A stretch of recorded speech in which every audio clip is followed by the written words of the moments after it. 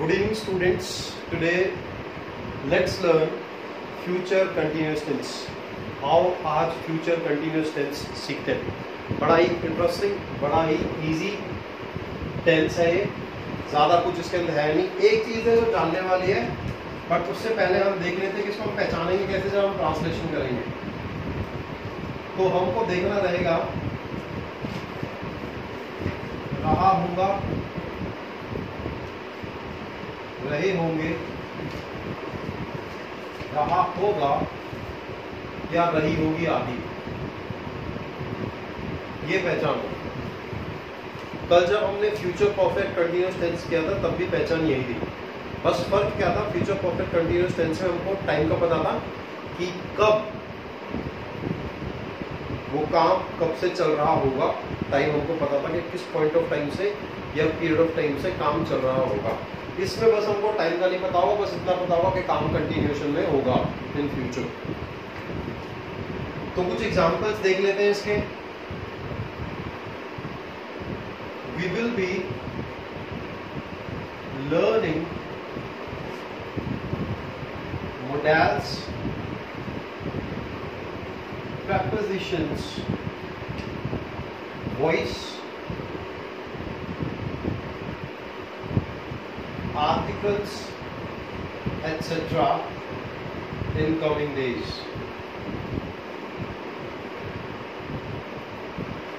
यानी कि हम modals, prepositions, voices यानी एक्टिव पैसिव वॉइस और आर्टिकल्स सीख रहे होंगे आने वाले दिनों में, क्योंकि आज ही के दिन हम लगभग अपनी टेंस फिनिश कर देंगे।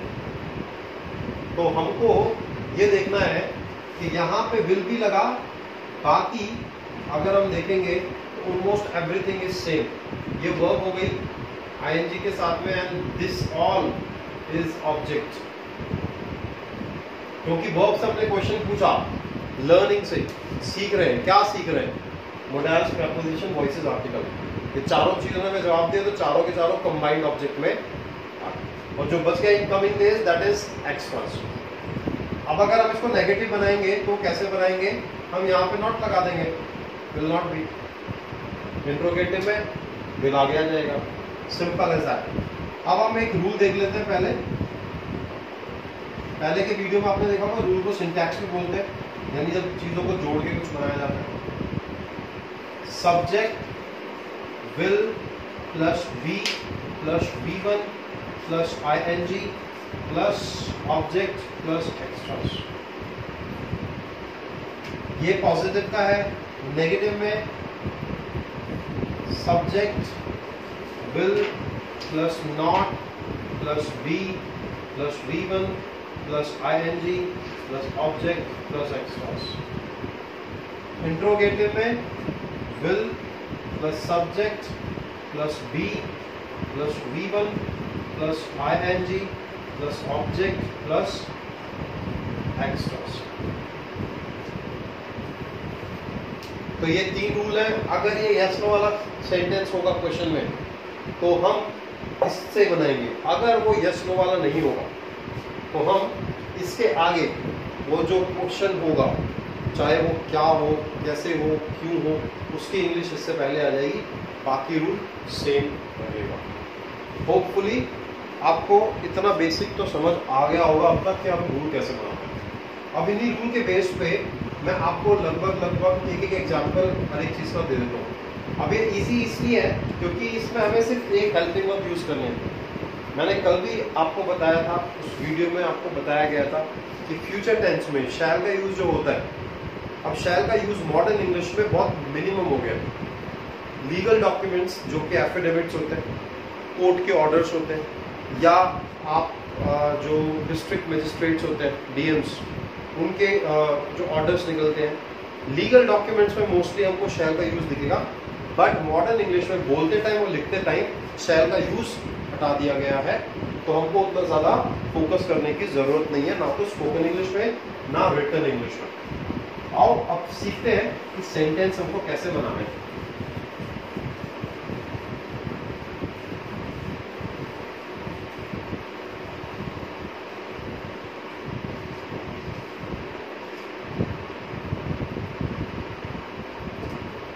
Rahul क्रिकेट खेल रहा होगा। अब देखो सिंपल सा पता चल रहा है कि क्रिकेट खेलने का काम लगातार चल रहा होगा फ्यूचर में, बट अगर हम यहाँ पे लगा दें कि राहुल सुबह से क्रिकेट खेल रहा होगा या दोपहर से क्रिकेट खेल रहा होगा, दोपहर से, या वो कल शाम से क्रिकेट खेल रहा होगा, तो ये कंटिन्यूएशन बना देगा कि एक पर्टिकुलर पॉइंट ऑफ टाइम या पीरियड ऑफ टाइम हमको मिल जाएगा कि उस टाइम से काम कंटिन्यू चल रहा है। तब ये हमारा फ्यूचर कंटिन्यूस नहीं बचेगा सर, फिर फ्यूचर परफेक्ट कंटिन्यूस बन जाएगा। लेकिन क्योंकि यहाँ पे हमें टाइम नहीं पता, सिर्फ इतना पता है कि काम लगातार चल रहा है फ्यूचर के अंदर, तो वो हमारा फ्यूचर कंटिन्यूस टेंस है। तो रूल के अकॉर्डिंग हम सब्जेक्ट लगाएंगे, विल लगाएंगे, बी लगाएंगे, वर्ब की first form plus ING combine कर देंगे और ऑब्जेक्ट यूज कर देंगे। पहले भी बताया है सब्जेक्ट, वर्ब और ऑब्जेक्ट, बस उसको प्लेस करना है रूल के अकॉर्डिंग। बहुत सिंपल है, टेंसेस में ज्यादा कुछ होता नहीं है, हम बेमतलब में कंफ्यूज होते हैं टेंसेस में।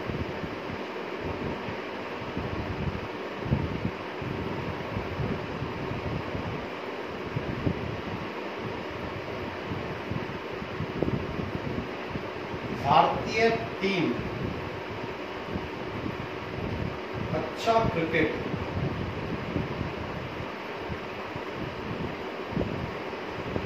नहीं खेल रही होगी।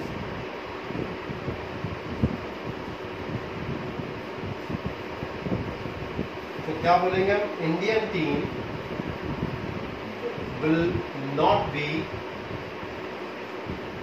Playing good cricket.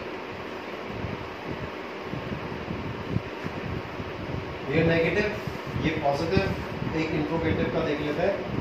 I hope interrogative के लिए भी स्क्रीन कंप्लीट है।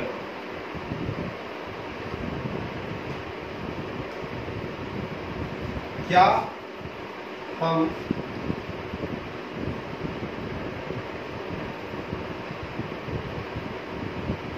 कल इस समय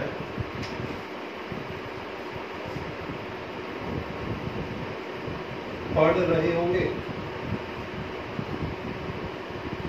तो इस क्वेश्चन का जवाब तो यस ही है। आप अपने घर में पढ़ रहे होंगे, मैं अपने घर में पढ़ाऊंगा, पढ़ तो दोनों ही रहे होंगे। तो यस नो का आंसर है, इसलिए सिर्फ हेल्पिंग वर्ब से स्टार्ट होगा। Will we be studying at this time. अब ये कल हमको पता है, फ्यूचर में जो कल आता है उसके लिए हम इंग्लिश लगाते हैं टुमारो। यस्टरडे भूल के भी मत लगाना इसमें।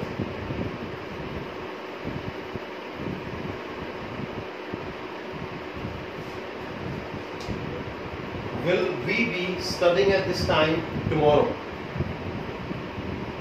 Is that understood? All right. अब हम इंट्रोगेटिव का एक पार्ट कर लेते हैं और जिसमें यस नो का क्वेश्चन नहीं आता।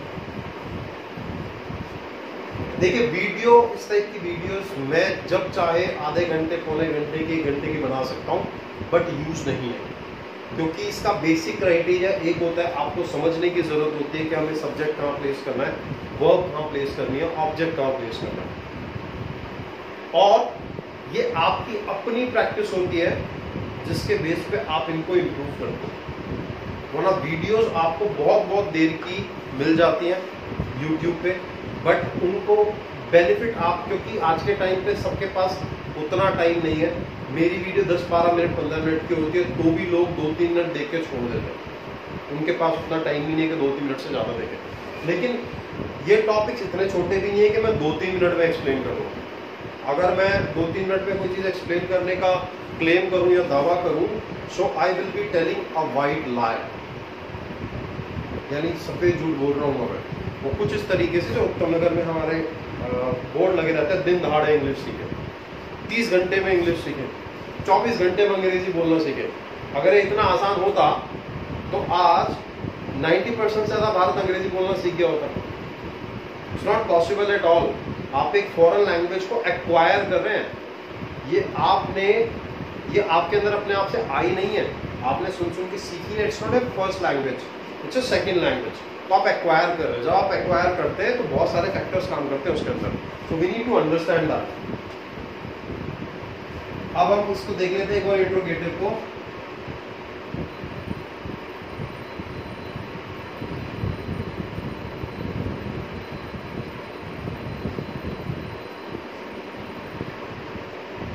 बच्चे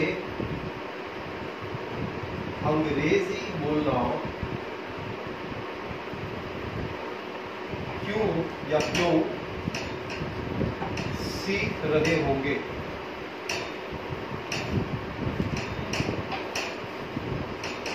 तो ये सिंपल सा है कि हमारा सेंटेंस क्या है, इंट्रोगेटिव है। यस नो में जवाब दे सकते हैं क्या इसका? नहीं आ सकता। जब नहीं आ सकता तो जो क्वेश्चन पूछा गया वो हम पहले पुट कर देते हैं, क्योंकि इंग्लिश होती है why. Why will children be learning how to speak in English?